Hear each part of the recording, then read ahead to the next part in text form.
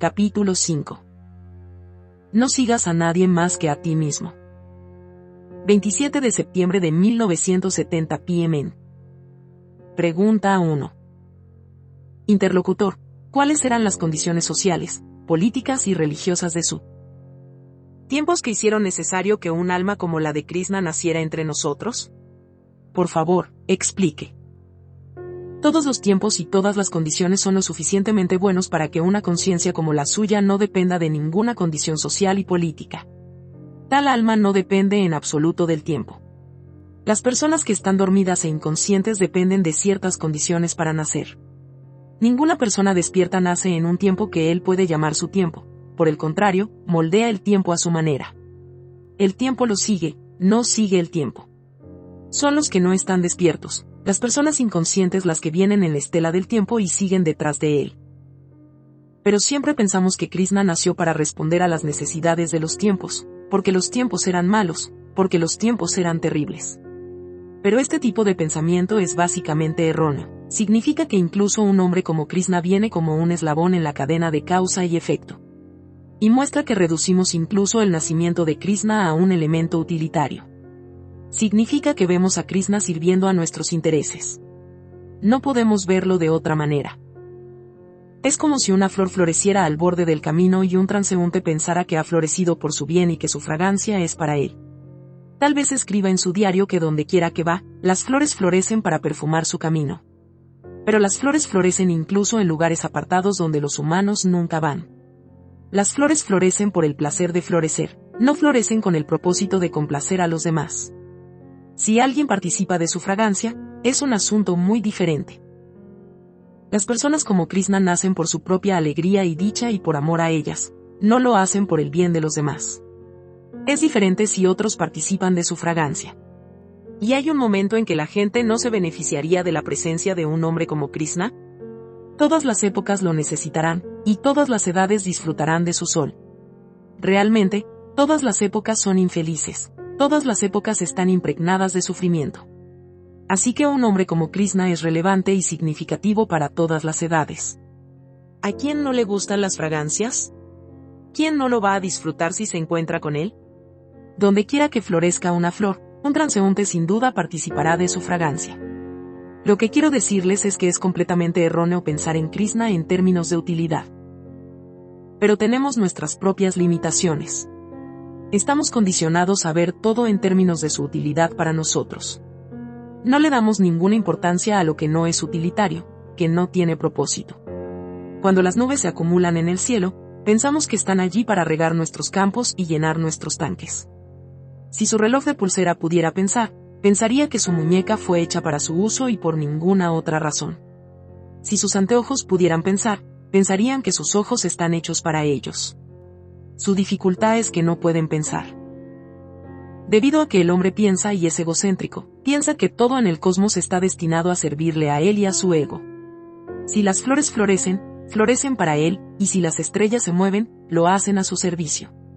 Piensa que el sol está ahí solo para darle calor y luz. Y si Krishna nace, nace por su bien.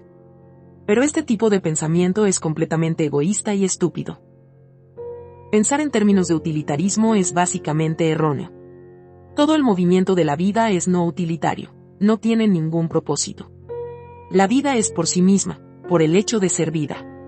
La flor florece por su propia alegría. El río fluye por el placer de fluir. Las nubes, las estrellas, las galaxias, todos se mueven fuera de su propia dicha. ¿Y para qué crees que estás y por qué? Tú también estás aquí por tu propia alegría.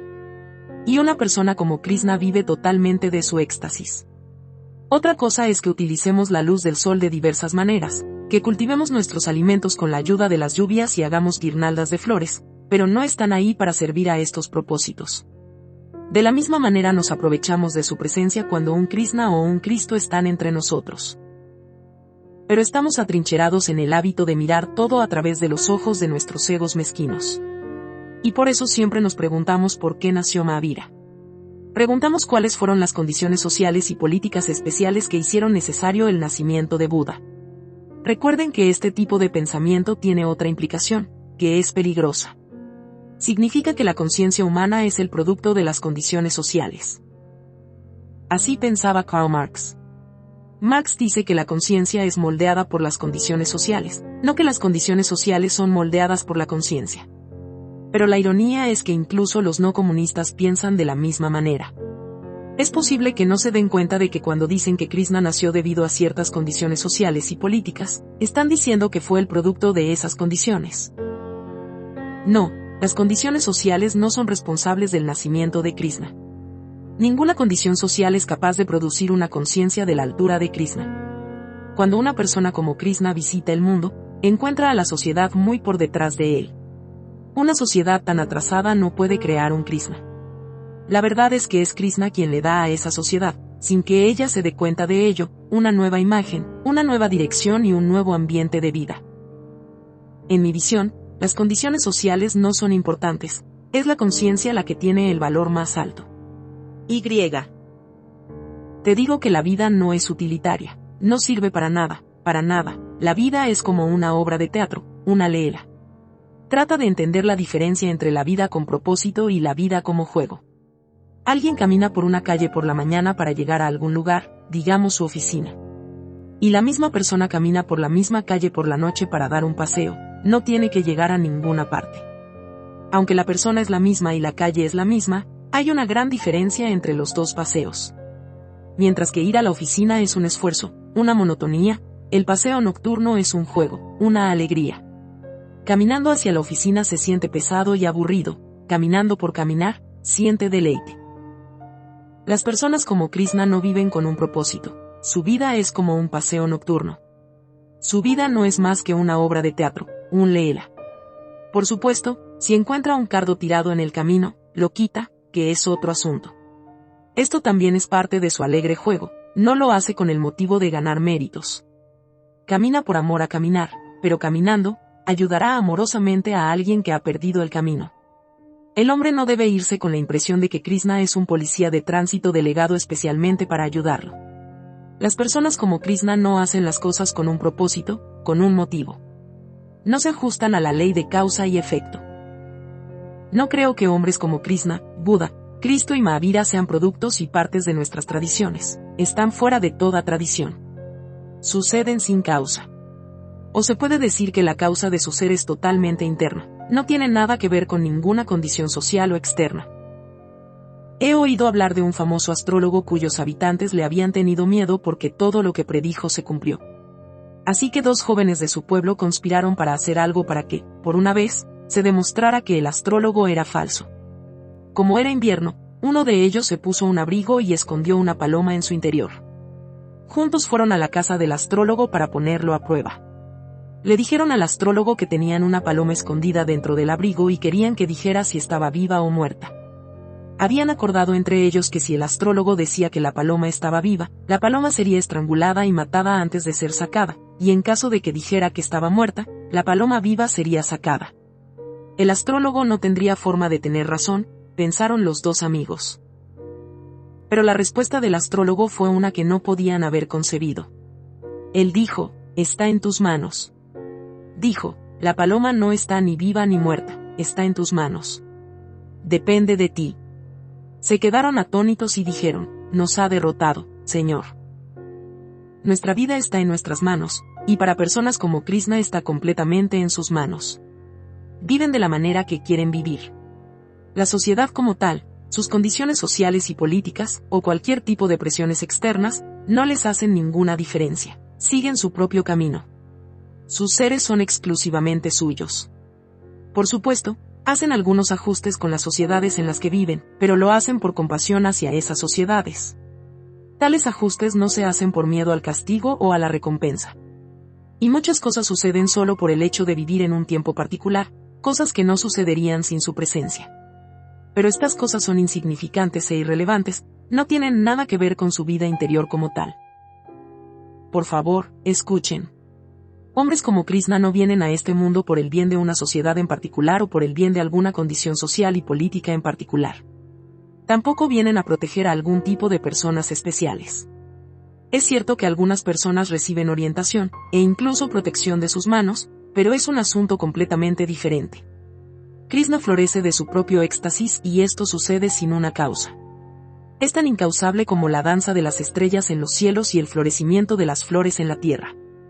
Es tan incausable como el paso de la brisa a través del pino y las nubes que llueven en el monzón. Pero no somos tan inútiles. Todos nosotros estamos atados a algún propósito en la vida y, por lo tanto, somos incapaces de entender a Krishna. Vivimos con una meta en la vida, con un propósito, un motivo. Incluso si amamos a alguien, lo hacemos con un propósito. Damos nuestro amor con una condición, una cuerda atada a él. Siempre queremos algo a cambio. Incluso nuestro amor no es sin propósito, incondicional, no contaminado. Nunca hacemos una cosa sin motivo, solo por amor a ella. Y recuerda, a menos que comiences a hacer algo sin una causa, sin una razón, sin un motivo, no puedes ser religioso. El día que algo en tu vida suceda sin causa, cuando tu acción no tenga ningún motivo o condición adjunta, cuando hagas algo solo por el amor y la alegría de hacerlo, sabrás lo que es la religión, lo que es Dios. Pregunta 2. Interlocutor, dijiste que el nacimiento de Krishna no tiene causa. Pero en el Gita, Krishna mismo dice que siempre que hay un declive en la rectitud y un aumento en la injusticia, yo me encarno a mí mismo. Por favor, explique. Sí, Krishna dice que siempre que haya un declive en la religión, él tiene que venir al mundo. Pero, ¿qué es lo que realmente quiere decir? Solo una persona que es absolutamente libre puede hacer una declaración como esta. No puedes decir que vendrás cuando tengas que venir. Ni siquiera puedes decir que no vendrás si no se cumplen algunas condiciones. Su nacimiento y muerte están sujetos a la ley de causa y efecto. Estás encadenado por una larga cadena de tus karmas pasados. No puedes darte el lujo de dar una promesa como esta. No te atreves a hacerlo. Krishna tiene el coraje de hacer tal promesa por la razón de que vive sin causa, vive con abandono, vive solo por el placer de vivir. Y cualquier cosa puede brotar de esta dicha sin causa. Solo una conciencia libre es capaz de dar tal seguridad. Y cuando Krishna viene, no por una situación particular, sino por su libertad, es libre de ir y venir como quiera. No dice que si se dan ciertas condiciones lo obligarán a encarnarse. Es una promesa. ¿Y quién es capaz de hacer tal promesa? Recuerdo una anécdota extraordinaria mencionada en el Mahabharata. Era una hermosa mañana, y Yudhishthira, el mayor de los Pandavas, estaba sentado en la terraza de su casa cuando un mendigo llegó pidiendo limosna. Yudhishthira le dijo que, ya que estaba ocupado, el mendigo debería visitarlo al día siguiente. Y el mendigo se fue. Bhima, uno de los hermanos de Yudhishthira, le oyó decir esto. Rápidamente tomó un tambor y corrió gritando hacia el pueblo. Yudhishthira se sorprendió al verlo hacer esto y le preguntó, ¿qué te pasa? Bhima dijo, voy a informar a la aldea que mi hermano ha conquistado el tiempo, porque ha hecho una promesa para el mañana. Realmente no sabía que te habías convertido en el amo del tiempo, pero tu promesa al mendigo me lo dice. ¿Estás seguro de que vivirás mañana? ¿Estás seguro de que este mendigo vivirá mañana? ¿Sabes con certeza que mañana estarás de ánimo caritativo y darás limosna al mendigo? ¿Es seguro que mañana este mendigo seguirá siendo un mendigo? ¿Y sabes que tú y el mendigo os volveréis a ver mañana? Parece que has vencido el tiempo y debería contarle al pueblo sobre este gran evento. Y tengo prisa, no quiero demorarme, porque no estoy seguro de que si pierdo esta hora la volveré a tener. Yudhishthira entonces le dijo a Bhima, espera un momento, cometí un error. Solo puede hacer tal promesa el que ha alcanzado la libertad suprema. Llama al mendigo para que pueda darle algo ahora mismo. Mañana es realmente una incógnita. La promesa de Krishna no se limita a 1 o 2 días, sino que cubre la totalidad del infinito. Él dice, yo vendré cuando la religión decaiga. Ningún prisionero puede hacer tal promesa. Pon a una persona en una cárcel y luego pídele que te asegure que vendrá a ti mañana si es necesario. Él no puede dar tal garantía. Una seguridad como esta solo puede hacerse en un estado de absoluta libertad. Solo la libertad que es completamente desinhibida puede hacerlo. Así que recuerda, el nacimiento de Krishna no depende de ninguna condición, es un acto de inteligencia suprema, absolutamente desinhibido, libre, soberano. Esta diferencia debe entenderse claramente. Es evidente a partir de esta promesa que Krishna no está limitado por el tiempo y sus condiciones. No está sujeto a ninguna ley, como la ley de causalidad. Él es libre, Él es la libertad misma. Y esta promesa es una promesa de libertad. Pero es difícil entender el lenguaje de la libertad, porque no sabemos lo que es la libertad. Estamos en esclavitud, estamos inhibidos y condicionados. Así que cuando Krishna dice algo, parece ser paradójico, y nos encontramos en dificultades. Pensamos que Krishna está obligado por algunas leyes, por reglas y regulaciones, a visitarnos de vez en cuando. El agua está sujeta a la ley de que tiene que convertirse en vapor cuando se calienta hasta el punto de ebullición. Pero si algún día el agua dice que puede convertirse en calor incluso a una temperatura de 90 grados, se puede creer que se ha vuelto libre, que ahora no está sujeta a una ley. La seguridad que Krishna da en el Gita surge de una conciencia de absoluta independencia, donde todo vestigio de dependencia ha sido destruido. Tal promesa es el florecimiento de la libertad y el éxtasis. No, un hombre como Krishna no viene aquí por ti. Viene por su cuenta. Él no está atado como nosotros. Es libre.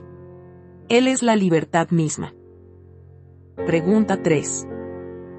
Interlocutor, ¿qué quiere decir Krishna cuando dice en el Gita, vendré? ¿Para la protección de los justos y para la destrucción de los impíos?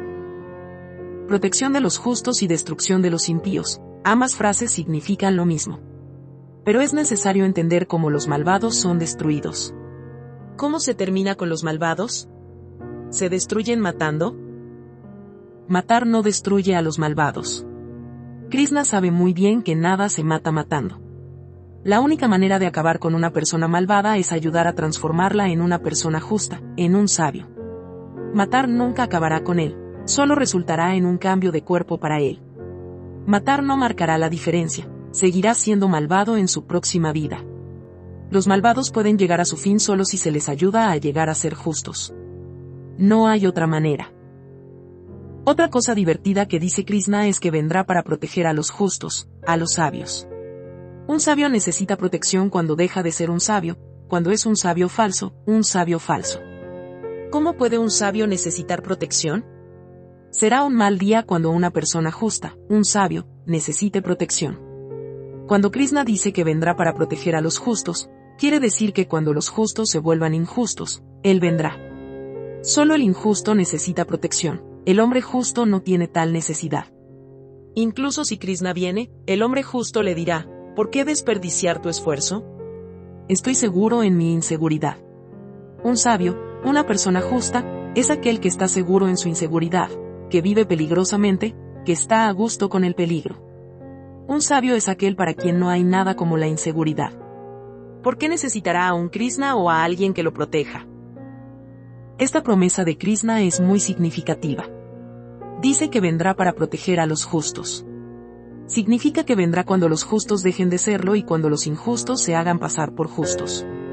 Y solo entonces surgirá la necesidad de transformar a los malvados. No se necesita un Krishna para castigar a los malvados, cualquiera puede hacerlo. Todos lo hacemos. La ley y los tribunales de justicia lo hacen los magistrados y jueces. Pero solo castigan al culpable, no lo cambian, no hacen de él un hombre bueno y justo. Pero, ¿cómo les irá a los injustos en un mundo donde incluso los justos se convierten en injustos? Este dicho de Krishna ha sido ampliamente malinterpretado. El llamado hombre justo piensa que Krishna vendrá a protegerlo. Pero olvidamos que el que necesita protección no es un sabio. Un sabio es su propia protección, desprotegido está protegido. Y el hombre malvado piensa que Krishna vendrá a destruirlo.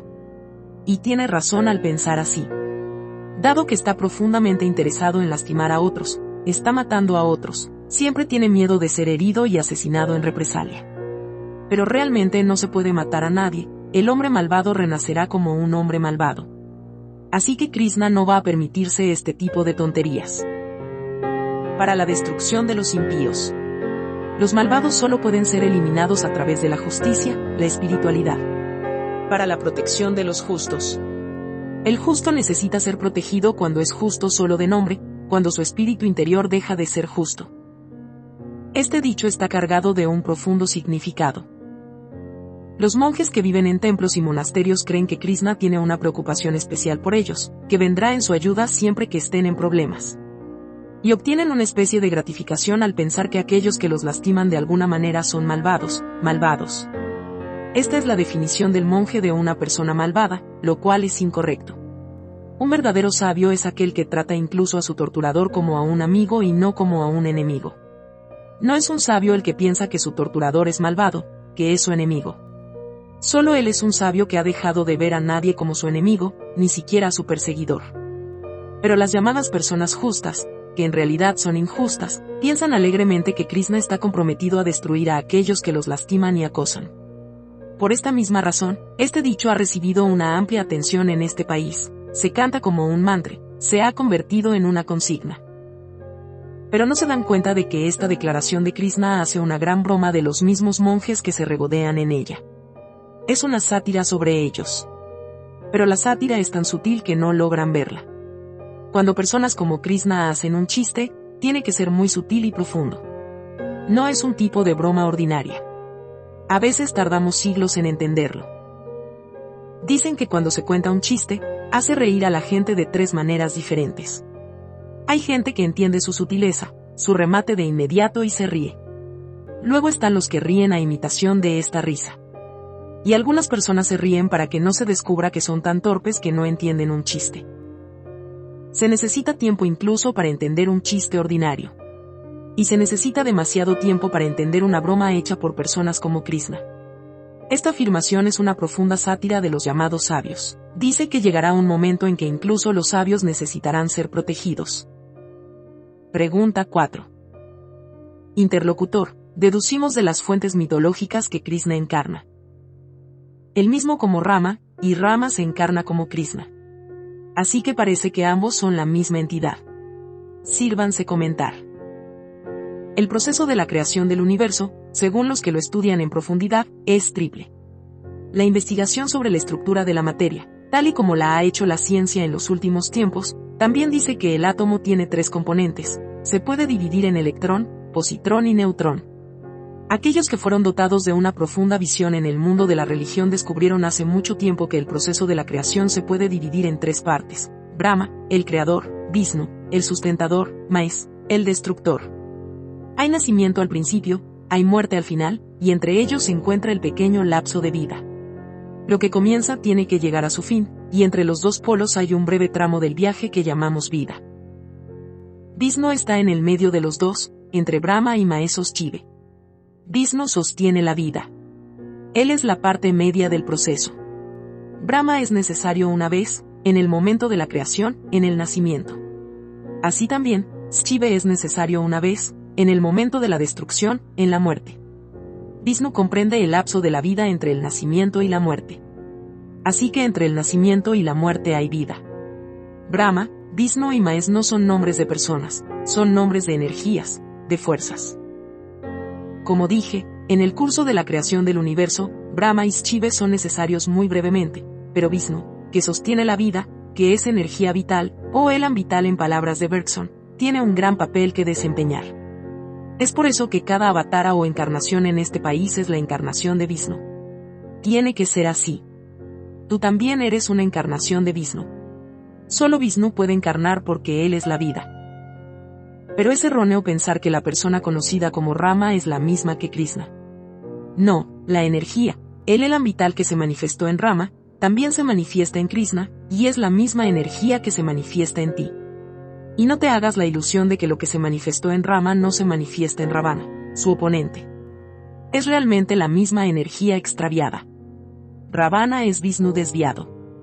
No hay otra diferencia entre los dos. En el caso de Ravana, la misma energía se ha desviado.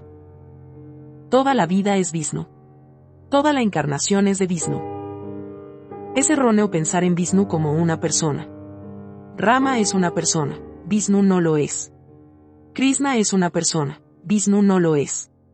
Vishnu es el nombre de la energía, el poder. Pero hay una razón para el error de tomarlo como una persona. Todas las percepciones del pasado se expresaron en la poesía, y la poesía incluso convierte la energía en una persona. Por necesidad tenía que hacerlo, no podríamos haberlo expresado de otra manera. Pero luego esta forma de expresión dio lugar a la creación de una gran cantidad de enigmas en la mitología. He oído. un hombre yace en su lecho de muerte. Es cristiano y el sacerdote ha venido para la extrema unción. Como es costumbre, el sacerdote preguntó al moribundo, ¿crees en Dios Padre? El hombre guardó silencio. El sacerdote volvió a preguntar, ¿crees en Dios el Hijo? El moribundo permaneció en silencio. Por último, el sacerdote preguntó, ¿cree usted en Dios el Espíritu Santo? El hombre moribundo se volvió hacia su propia gente a su alrededor y dijo, mira, aquí estoy muriendo y este hombre me está dando rompecabezas para resolver. Evidentemente eran como rompecabezas para el moribundo. Por no hablar de los moribundos, incluso para los vivos, la vida es el mayor de los enigmas. ¿Cómo es que llamamos nuestra vida? ¿Cómo se gesta? ¿Cómo sigue? ¿Cómo llega a su fin? ¿Cuál es esa energía que hace que se mueva, crezca, finalmente se encoja y desaparezca? A su manera, la ciencia lo llama electrón, positrón y neutrón, que forman una trinidad como la trinidad religiosa de Brahma, Vishnu y Shiva. Y es interesante notar que el significado de ambas trinidades, una de ciencia y otra de religión, es aproximadamente el mismo. El positrón es una energía positiva que podemos equiparar con Brahma. El neutrón es electricidad negativa y puede encajar bien con Shiva el destructor. Y entre el positrón y el neutrón está el electrón, que puede llamarse Vishnu. Parece que solo hay una diferencia lingüística. Una cosa se dice en el lenguaje de la ciencia y la otra en el lenguaje de la religión. Toda la vida es Vishnu encarnado. Cuando una flor florece, es Vishnu floreciendo, cuando un río fluye, es Vishnu fluye, cuando un árbol crece, es Vishnu creciendo. Y es de nuevo Vishnu quien nace, crece y vive como hombre o mujer. Y el momento de la muerte, de la aniquilación, pertenece a Shiva. En el momento de la muerte, Shiva toma el relevo de Vishnu. Él es el señor de la destrucción. Y por lo tanto, la mitología dice que nadie aceptará casar a su hija con Shiva. ¿Cómo puede uno ofrecer su descendencia a la muerte? ¿Cómo se le puede dar a Shiva una mujer que es básicamente una fuente de creación? La encarnación de Vishnu no significa que una persona llamada Vishnu encarnó en Rama, luego en Krishna y una vez más en otra persona. Es la energía conocida como Vishnu la que desciende en Rama, Krishna y todos los demás. Siempre ha estado descendiendo y continuará descendiendo para siempre. Y la energía conocida como Shiva o Sankar es la que acaba con la vida. Si lo entiendes desde esta perspectiva, todo te quedará claro. Entonces no es un acertijo, no es un rompecabezas en absoluto. Para crear algo, el número mínimo requerido es 3, menos de 3 no servirán. 2 no son suficientes, y 1 hará que la creación sea imposible. Con 1, toda la diversidad desaparece y todo se vuelve monótono. Incluso 2 no funcionarán, porque para unir 2 cualesquiera, un tercer factor se vuelve esencial. De lo contrario, los 2 nunca se unirán, permanecerán separados. Por lo tanto, el número mínimo requerido es 3. Con 3, la creación y el crecimiento se hacen posibles. Pueden ser más de 3, pero nunca menos. Sin embargo, estos 3 no son realmente 3, son formas diferentes de una misma energía, porque la realidad es básicamente una. Y debido a esto, creamos la estatua de Trimurti, un cuerpo con 3 caras. No creamos las estatuas de estos dioses por separado, unas separadas de otras. Eso habría sido un error. En realidad no están separados, son uno. Si son entidades separadas, necesitarían algo más para unirlas y eso llevaría a un proceso de regresión infinita. Por lo tanto, creamos la Trimurti, 3 caras en un solo cuerpo, que representan el único elan vital que da a luz a la vida, la desarrolla y la sostiene y finalmente la destruye una y otra vez. Esto es solo una división formal, una división del trabajo. Es toda una fuerza vital que se divide en 3 partes para crear el mundo. Pregunta 5. Interlocutor, ¿cree usted que las obras de Krishna, sus leelas, son dignas de emulación? ¿Imitando? ¿O es que estas jugadas suyas solo deben ser consideradas? ¿No se degradará uno a sí mismo si sigue a Krishna? Las personas tímidas, las personas que tienen miedo, harían bien en mantenerse alejadas de Krishna. Pero su pregunta es relevante. No solo a Krishna, nadie debe ser seguido. No es que te degradarás a ti mismo si sigues a Krishna, te degradarás a ti mismo si sigues a alguien. Todo tipo de seguimiento, imitación, es degradante y destructivo. Pero nosotros planteamos esta cuestión de la degradación especialmente con respecto a Krishna. No planteamos tal pregunta con respecto a Mahavira, Buda y Rama. Nadie dirá que te degradarás a ti mismo si sigues a Rama. Entonces, ¿por qué plantean esta pregunta solo con respecto a Krishna? Animamos a nuestros hijos a seguir a Rama, pero cuando se trata de seguir a Krishna les decimos que tengan cuidado. ¿Por qué? Tenemos miedo. Somos un pueblo asustado. Nos falta totalmente de valor. Y de ahí esta pregunta. Yo os digo que todo lo que se sigue es degradante, toda imitación es degradante. En el momento en que imitas a alguien, sea quien sea, te destruyes a ti mismo. Ni Krishna ni nadie es digno de imitar. Ciertamente, personas como Krishna, Buda y Cristo deben ser consideradas, estudiadas y correctamente comprendidas. Todas las personas despiertas tienen que ser consideradas. Cuando llegamos a considerar a Buda, no es tan difícil. Tampoco encontramos ninguna dificultad en considerar Cristo. La verdadera dificultad surge cuando llegamos a considerar a Krishna. ¿Por qué? Es así porque la vida de Buda o de Mahavira o de Cristo es tal que encaja con nuestras matrices filosóficas. Buda, Mahavira y Cristo pueden ser acomodados en nuestros sistemas de pensamiento. La disciplina es su forma de vida, hay ciertas normas, principios que no transgreden. Por otro lado, la vida de Krishna no encaja con nuestros sistemas de pensamiento, porque trasciende toda norma, toda limitación, toda disciplina, toda restricción. La vida de Krishna es simplemente ilimitada. No importa cuán elevado sea, cada uno de nuestros pensamientos es limitado, finito, así que cuando llegamos a considerar a Krishna, pronto llegamos al final de nuestras ataduras, y Krishna permanece interminable e incomprensible. No podemos transgredir nuestras limitaciones, nos parece peligroso hacerlo, mientras que Krishna no conoce límites, es infinito. Así que Krishna siempre está delante de nosotros, más allá y más allá. Pero yo digo que debemos considerar a Krishna tanto más justo porque es ilimitado, porque es vasto e inmenso.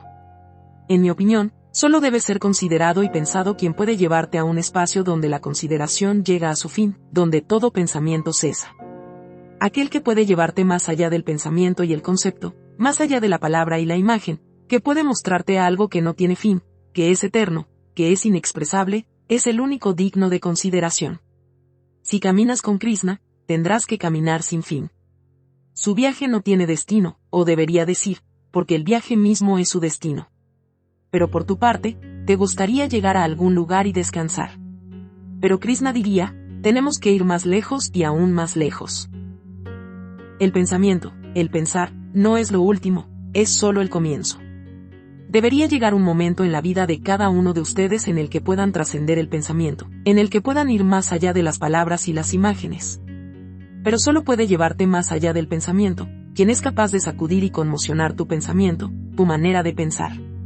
Solo puede conducirte al más allá aquel que se niega a ser contenido en tu pensamiento, quien, a pesar de tus esfuerzos, hace estallar todos tus sistemas de pensamiento, quien los trasciende.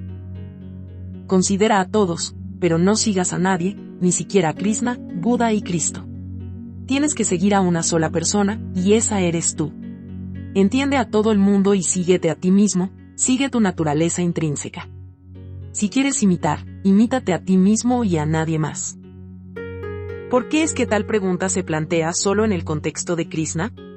Obviamente es por miedo, le tenemos miedo a Krishna. ¿Pero por qué?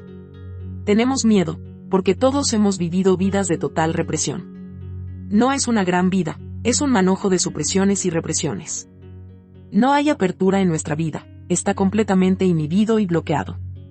Es por eso que le tememos a Krishna. Tenemos miedo de que, incluso si pensamos en él, todo lo que hemos reprimido comenzará a aparecer y a salir a la superficie. Tenemos miedo de que nuestra lógica represiva, nuestra filosofía de represión se debilite y el muro que hemos construido a nuestro alrededor, todas nuestras defensas, comiencen a desmoronarse y desmoronarse. Tememos que si entramos en contacto con Krishna, todos nuestros sentimientos y emociones aprisionados clamarán por una salida para expresarse. El miedo es interno, la ansiedad es psicológica. Pero Krishna no puede ser considerado responsable de ello, la responsabilidad es nuestra. Nos hemos portado completamente mal con nosotros mismos, nos hemos maltratado a nosotros mismos en todo el camino de la vida. Nos hemos reprimido constantemente a nosotros mismos, a nuestras vidas. Siempre hemos vivido vidas tibias y fragmentadas. Nunca hemos tratado de conocernos y aceptarnos a nosotros mismos. Apenas hemos vivido nuestras vidas. Nuestra vida es como una sala de estar, un salón en nuestra casa. Decoramos nuestra sala de estar, la amueblemos, la mantenemos limpia, muy pulcra, y dejamos el resto de la casa en un desorden. Esta sala de estar es muy diferente al resto de la casa. Si visitas la sala de estar de alguien, no la tomes por su casa. Aquí no come ni duerme, aquí solo recibe a sus invitados. Esta sala está hecha como una obra maestra para crear una buena impresión en los demás. Su casa es donde vive, come, se queja, se pelea y pelea, donde es él mismo. La sala de estar no es más que una tapadera, una máscara para engañar a los demás. No es su casa, su vida real. Cada uno de nosotros lleva una máscara para ocultar lo que realmente somos y mostrar lo que no somos. Ese no es nuestro verdadero rostro, nuestra vida real está oculta, reprimida en lo más profundo de nuestro inconsciente, tanto que nosotros mismos no somos conscientes de ello. Hemos dejado de cuidarlo, lo hemos olvidado. Tenemos miedo de nuestras represiones y represiones escondidas en el sótano de nuestras mentes. Tenemos miedo incluso de mirarlos. Significa que somos como alguien que ha olvidado el resto de su casa y está confinado solo en su sala de estar. El resto de la casa es un montón de basura y tiene miedo de entrar. No es de extrañar que nuestras vidas se hayan vuelto superficiales y superficiales, sombrías y sombrías. Esta es la razón de nuestro temor a Krishna. Krishna no tiene una sala de estar separada, ha convertido toda su casa en una sala de estar y vive en todas partes. Recibe a sus invitados en cada rincón de su casa y los lleva a todos. Toda la vida de Krishna es un libro abierto, no hay nada que tenga que cubrir y ocultar. Lo que sea, es. No niega nada, no reprime nada, no lucha con su vida. Acepta su vida totalmente. Así que es natural que tengamos miedo de Krishna, nosotros que somos tan represivos y reservados. Hemos rechazado y reprimido el 99% de nuestra vida y la hemos enterrado profundamente en la oscuridad del inconsciente. Apenas vivimos el 1% de lo que llamamos vida. Pero la parte rechazada y reprimida siempre está clamando y llamando a la puerta y empujando para salir y vivir a la intemperie. Todo lo que hemos reprimido está constantemente luchando por expresarse y afirmarse. Cada día se expresa en nuestros sueños y ensoñaciones y de muchas otras maneras. Hacemos todo lo posible para hacerla retroceder, pero cuanto más la frustramos, más se afirma. Toda nuestra vida la pasamos luchando con nuestras propias emociones, deseos y anhelos reprimidos. El hombre está contra sí mismo. Está desperdiciando su vida en luchar contra sí mismo, porque corteja una derrota tras otra y finalmente termina en humo. Por esta misma razón tememos a Krishna, que no tiene fachadas, que no tiene máscaras de ningún tipo, que es abierto, que no suprime nada, que no tiene nada que ocultar, que acepta la vida totalmente, que acepta su luz del sol y su oscuridad juntas. Tememos que, al entrar en contacto con un hombre así, nuestras almas reprimidas se levanten en rebelión contra nosotros y nos abrumen. Tememos que, al acercarnos a él, dejaremos de ser lo que somos, pseudoentidades, falso Homo sapiens. Pero incluso este miedo merece ser considerado y entendido correctamente. Este miedo no está ahí por Krishna, sino por nosotros, por la forma en que hemos vivido hasta ahora. Un hombre que es abierto, sencillo y limpio y que ha vivido una vida natural no tendrá miedo de Krishna. Si no ha suprimido nada en su vida, nunca temerá a Krishna. Entonces no hay razón para temerle. Así que tenemos que entender nuestro propio miedo y por qué tememos. Si tenemos miedos, simplemente significa que estamos a gusto con nosotros mismos, significa que estamos enfermos, que somos neuróticos. Y tenemos que hacer esfuerzos para cambiar esta condición, para estar totalmente libres de miedo. Por lo tanto, es esencial que entremos en contacto con Krishna y lo conozcamos íntimamente. Lo necesitamos más que a nadie. Pero nosotros decimos que ya estamos en contacto con pensamientos elevados. Leemos las enseñanzas de Buda, quien dice, evita la ira. Leemos los dichos de Cristo, que dice, ama a tu enemigo. Pero recuerden, estas ideas y pensamientos elevados que repetimos todos los días no hacen más que ayudarnos a reprimirnos a nosotros mismos, a alienarnos de nosotros mismos. Pero nosotros le tenemos miedo a Krishna. ¿Por qué? Si tienes miedo de Krishna, hasta aquí todo bien. Significa que Krishna va a ser de gran ayuda para ti. Él os ayudará a descubrir, a exponeros, a comprenderos a vosotros mismos y a haceros volver a ser naturales y sencillos. No te resistas a Él, no huyas de Él. Deja que entre en tu vida. Deja que te encuentre.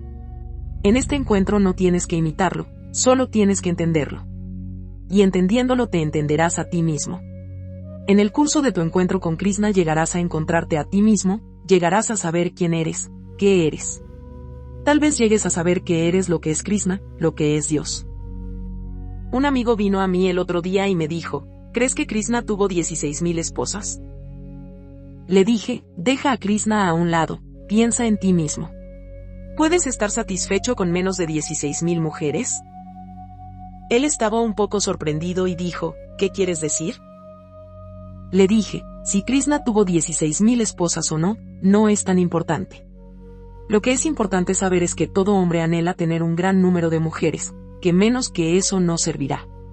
Y si llego a saber con certeza que Krishna tuvo 16,000 esposas, el hombre que hay en mí se impondrá inmediatamente y comenzará a exigirlas también. Y tenemos miedo de ese hombre dentro de nosotros, aprisionado en nosotros. Pero no es bueno temerle y huir de él.